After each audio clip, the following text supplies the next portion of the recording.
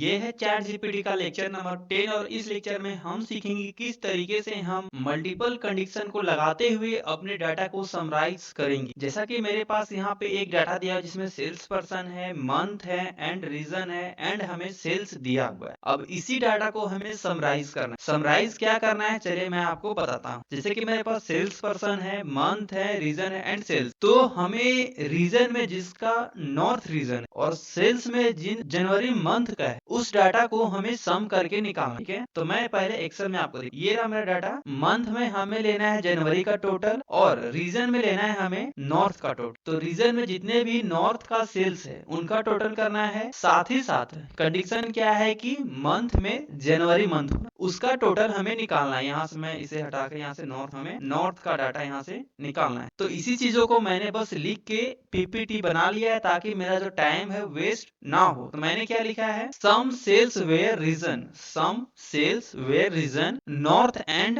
Month January. मैंने बताया है कि हमें जो सेल्स का सम करना है वह रीजन में नॉर्थ होना चाहिए एंड मंथ में जनवरी होना चाहिए। अगर आप चाहते हैं कि ईस्ट का निकालना तो आप ईस्ट लिख सकते हो रीजन में। आप चाहते हो मंथ में जनवरी का ना निकाल के हम फरवरी का निकले तो आप फरवरी लिख सकते हो। आप चाहते हो फरवरी ना लिख के हम सितंबर लिखे तो आप सितंबर लिख सकते हो। डिपेंड करता है कि आपको किस मंथ का डाटा को समराइज करना है। क्लियर है? उसके बाद आपको बताना है कि आपका जो डाटा है वो किस कॉलम में है। तो मेरा जो रीजन है वो सी कॉलम के अंदर आएगा एंड मेरा जो मंथ है वो बी कॉलम के अंदर। मैंने बता दिया ताकि ये जो है एग्जैक्ट हमें आंसर दे पाए। अब नॉर्मल इस प्रॉम्प्ट को हम यहाँ से कॉपी करेंगे। आप चाहे तो चैट जीपीटी में डायरेक्टली टाइप कर सकते हैं, मैं समय बचाने के लिए इस तरीका का यूज कर रहा हूँ। अब आते हैं हम लोग चैट जीपीटी के अंदर, यहाँ से उसी प्रॉम्प्ट को पेस्ट करने का काम। पेस्ट करने के बाद नॉर्मल अब इस सेंड वाले बटन में हम क्लिक करेंगे। अब जैसा ही क्लिक करेंगे ये जो है हमारा बिल्कुल विद इन सेकेंड में आंसर देना प्रारंभ कर देगा।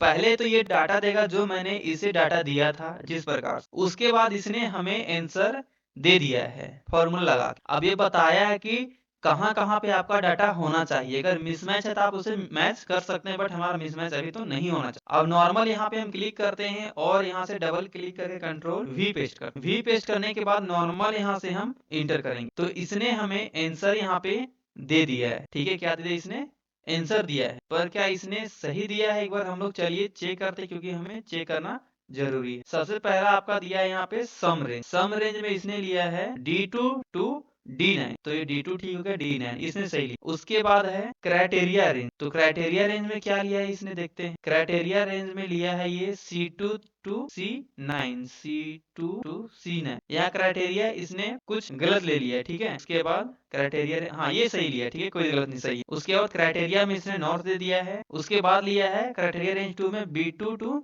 B9, तो B2 आपका हो गया और B9 हो गया।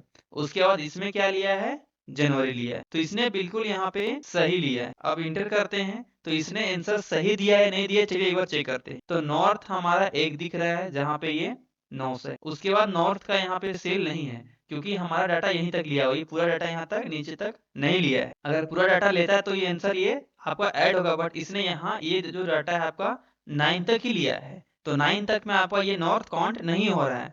अगर आपको ऐसा लगता है कि इसने आंसर गलत दिया है तो आप इसको रीचेक कर सकते हैं। चलिए मैं यहाँ से D9 से इसे हटा के मैं करता हूँ D11, क्योंकि मेरा डाटा कहाँ तक है, 11 कॉलम तक। तो मैं इसे यहाँ से 11 रो तक है, मैं D11 करता हूँ तो नीचे तक सिलेक्ट हो चुका है। इस तरह C9 से हटा के मैं इसे C11 करता हूँ तो नीचे तक सिलेक्ट हो जाएगा। उसके बाद मैं यहाँ से B9 से इसे हटा के B11 करता हूँ तो इसने पूरा डाटा का भी ले चुका है। अब इंटर करेंगे तो मेरा जो अमाउंट है वो बढ़ जाना चाहिए, बट यहाँ पे नहीं बढ़ा। इसका रीजन क्या हो सकता है, नॉर्थ स्पेलिंग शायद एरर हो सकता है। देखते हैं स्पेलिंग कहीं पे एरर है क्या। दोबारा फॉर्मूला लगाएंगे तो ये फॉर्मूला आंसर देगा। ठीक है, क्योंकि हमने चेंज किया अचानक तो ये यहाँ पे वर्क नहीं कर पा रहा है, तो आपको यहाँ पे दोबारा फॉर्मूला को लगाना। बट आप इस तरीके से यहाँ पे इस चैट जीपीटी का यूज करके अपने काम को 10x स्पीड से बूस्ट कर सकते। ठीक है, तो ये लेक्चर आपको कैसा लगा आप हमें कमेंट में जरूर बताएं कि आपको ये लेक्चर समझ में आया या नहीं आया, या कोई प्रॉब्लम हो रही है तो आप कमेंट में हमें मेंशन करें, आपको 100% मैं रिप्लाई दूंगा। साथ ही साथ अगर आप चाहते हैं इस प्रैक्टिस फाइल को डाउनलोड करना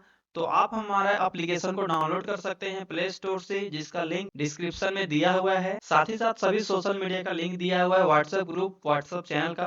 तो व्हाट्सएप ग्रुप में आप ज्वाइन करने के बाद आप हमें वहाँ पे लिखेंगे send chat GPT PDF and PPT. मैं आपको वहाँ पे व्हाट्सएप कर दूंगा, जिसका यूज करके आप अपने प्रैक्टिस को बढ़ा। और साथ ही साथ अगर चाहते हैं कि हम लाइव क्लास सीखें तो आप हमारे एप्लीकेशन में लाइव बैच को ले सकते हैं, जिसका प्राइस मात्र 99 रुपीज। चलिए मिलते हैं ChatGPT in Excel lecture number 11।